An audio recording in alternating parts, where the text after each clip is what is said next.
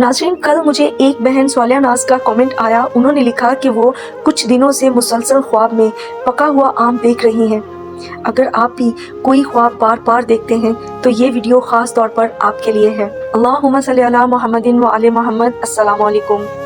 नाज़रीन, नबी करीम सल्लल्लाहु अलैहि वसल्लम ने फरमाया कि नेक ख्वाब नबूवत के 46 हिस्सों में से एक हिस्सा है, और जब कोई ख्वाब बार बार नजर आए तो उल्मा कहते हैं कि अल्लाह उस पैगाम पर तवज्जो दिलाना चाहता है।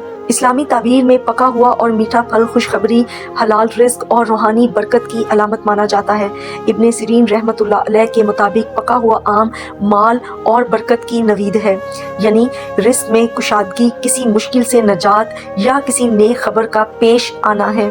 नाज़रीन, ख्वाब में अगर आपने आम को खुशी से खाया या चुना हो तो ये इस बात की अलामत है कि अल्लाह आपके रिस्क में बरकत और आपकी मेहनत का फल जल्द अता करने वाला है। और क्योंकि ये ख्वाब बार बार आ रहा है तो ये इस बात की मजीद ताकीद है कि सब्र और शुक्र के साथ आगे बढ़ें, अच्छी खबर करीब है।